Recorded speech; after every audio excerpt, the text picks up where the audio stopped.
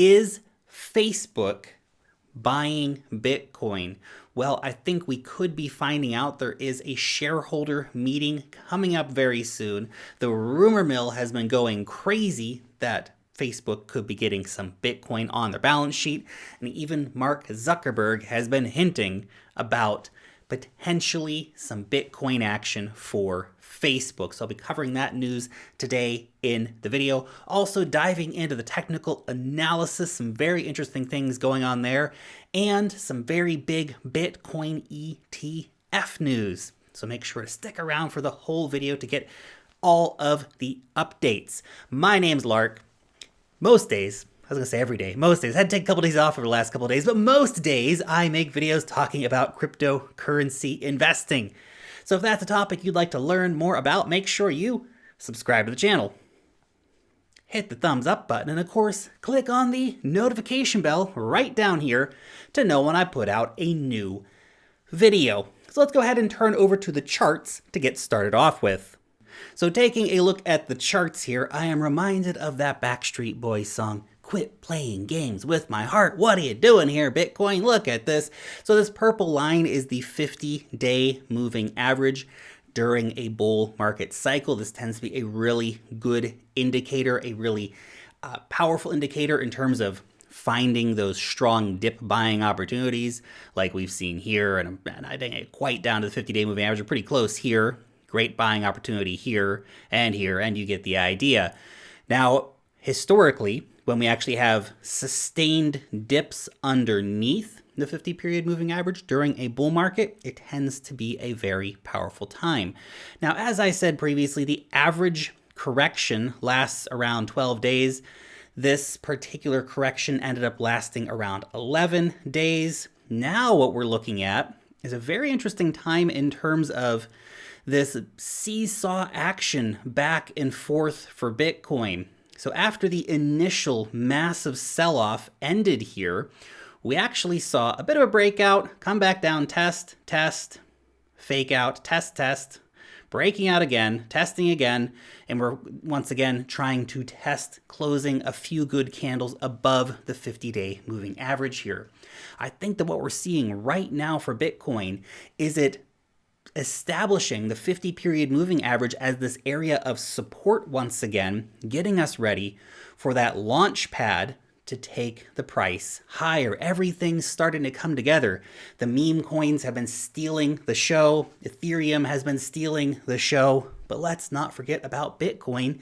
Bitcoin is going to go much, much higher during this market cycle. Essentially, what we have been seeing is a massive period of accumulation for Bitcoin that has essentially been going on since February. So we've seen the first big price peak that happened around $58,000, $59,000, $60,000. And that essentially the price of Bitcoin has on average been around $55,000 for the last few months. We've had some peaks, we've had some lows, but that's basically where the price of Bitcoin has been. Markets tend not to have a top be in such just a slow, chill kind of fashion. Tops tend to be very short, dramatic, overly euphoric. What we're seeing for Bitcoin right now is basically a reaccumulation period. We've had the first major wave price-wise.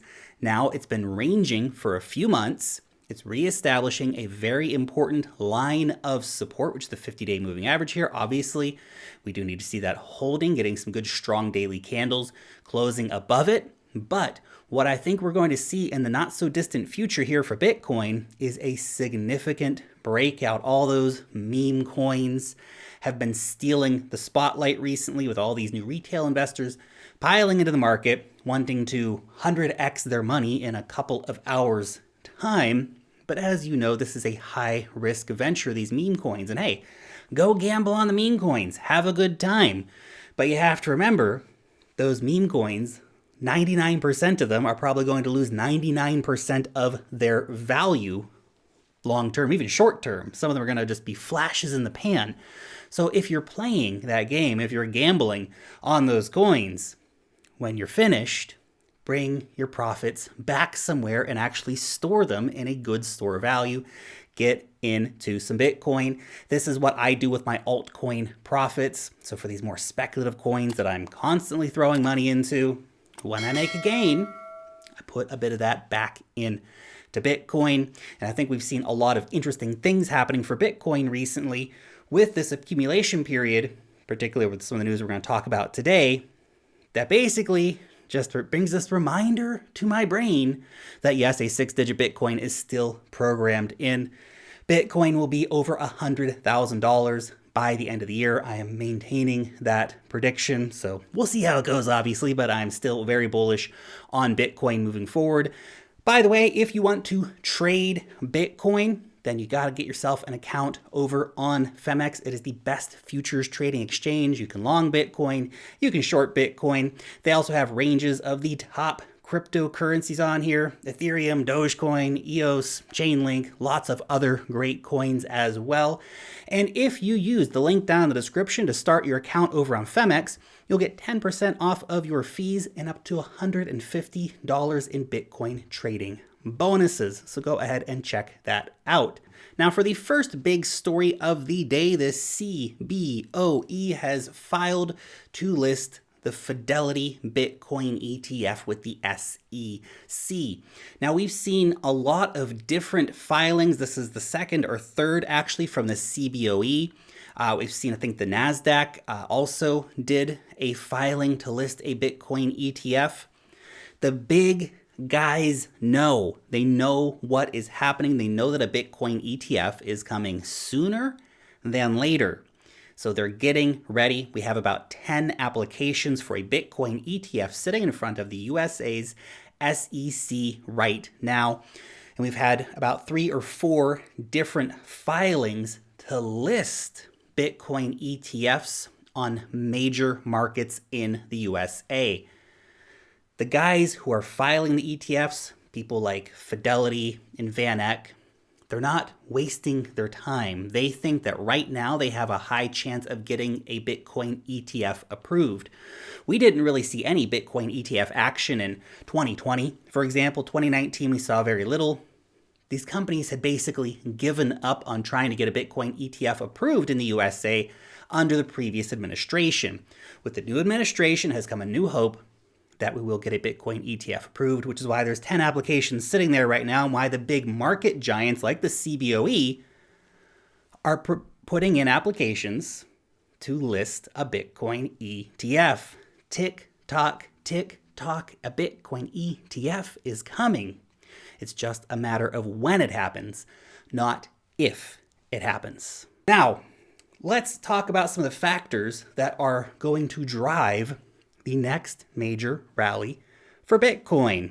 Exchange reserves for Bitcoin continue to drop dramatically. So during this whole period of accumulation, which you can see here, right? That's the price area of accumulation.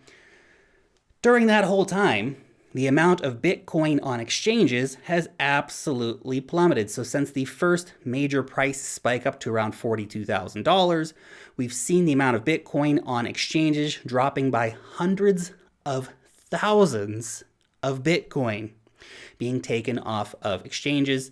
Now, if we take a look at the OTC desks, we've also seen a major drop in supply on OTC desks. So it's a very interesting thing that's happening right now, and this is mostly coming from Coinbase. And because it's coming from Coinbase, we can thus infer that this is likely a lot of institutional demand coming through for Bitcoin here, because Coinbase has been the destination of choice for buying Bitcoin for institutions. It's where MicroStrategy bought, it's where Tesla bought, and every other major company that has bought Bitcoin on Coinbase. So these hundreds of thousands of Bitcoin, who has been buying them?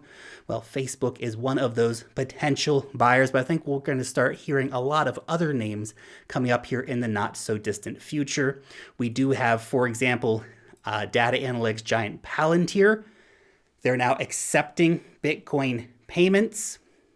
One interesting thing also is that they're considering adding Bitcoin as a treasury reserve asset, taking some of the cash that they have on hand, putting it in to Bitcoin. Now, they haven't done that yet. They are accepting Bitcoin for payments, but they haven't taken their cash and put their money where their mouths are yet in terms of that.